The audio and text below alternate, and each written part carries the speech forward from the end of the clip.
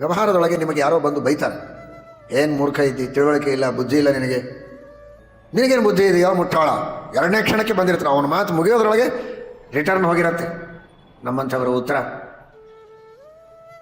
ಕೆಲವು ಸಂದರ್ಭದೊಳಗೆ ತಾಳ್ಮೆಯಿಂದ ಸಹನೆ ಮಾಡಿಕೊಳ್ತಾನೆ, ಆದರೆ ಮನಸ್ಸಿನಲ್ಲಂತೂ ಬೇಜಾರಾಗ್ತದೆ. ಇವನು ಯಾವನು ನನಗೆ ಬೈಯೋನು ಅಂತ ಮನಸ್ಸಿನಲ್ಲಿ ಅನಿಸುತ್ತೆ. ಇದೇ ರೀತಿ ತಿರುಗಿ ಬಾಣ ಇವನಿಗೆ ಕೊಡ್ಬೋದಲ್ಲ ಅಂತ ಅನಿಸುತ್ತೆ. ಸಹನೆ ಮಾಡ್ತಾನೆ, ಇರಲಿ ಸಹನೆ ಮಾಡಿಕೊಳ್ಳೋಣ ಅಂತ. ನೋಡಿ, ಅಂದರೆ ರಾಮನ ವ್ಯಕ್ತಿತ್ವ ಎಷ್ಟು ದೊಡ್ಡದು ಅಂತ ವಾಲ್ಮೀಕಿಗಳು ಹೇಳ್ತಾರೆ. ಅಂದರೆ ರಾಮ ನಿಷ್ಠುರವಾದ ಮಾತನ್ನಾಡಿದಾಗ ಮರಳಿ ನಿಷ್ಠುರ ಉತ್ತರವನ್ನು ಕೊಡ್ತಾ ಇರಲಿಲ್ಲ. ಅಷ್ಟೇ ಅಲ್ಲ, ಇವನಿಗೆ ನಿಷ್ಠುರವಾದ ಉತ್ತರವನ್ನು ಹೀಗೆ ಕೊಡಬಹುದು ಅಂತ ಮನಸ್ಸಿನಲ್ಲಿಯೂ ಬರ್ತಾ ಇರಲಿಲ್ಲಂತೆ.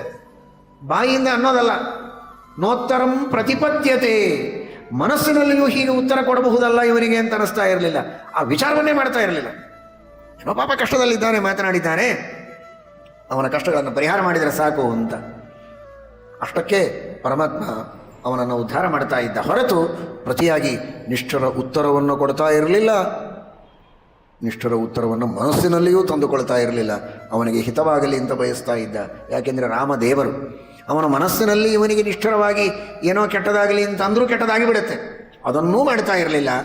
ನೀವೂ ಮಾಡಬೇಡಿ ಅಂತ. ನೀವು ಅಂದ್ಕೊಂಡದ್ದು ಆಗುತ್ತೋ ಬಿಡುತ್ತೋ, ನಿಮ್ಮ ತಲೆ ಅಂತೂ ಕೆಟ್ಟ ಹೋಗುತ್ತೆ, ನಿಮಗೆ ಪಾಪ ಬರುತ್ತೆ, ನಿಮ್ಮ ಆರೋಗ್ಯ ಹಾಳಾಗತ್ತೆ, ನಿಮ್ಮ ಬಿ ಪಿ ರೈಸ್ ಆಗ್ತದೆ. ಯಾಕೆ ಇನ್ನೊಬ್ಬರಿಗೆ ಕೆಟ್ಟದನ್ನು ಬಯಸ್ತೀರಿ? ನೋತ್ತರಂ ಪ್ರತಿಪದ್ಯತೆ.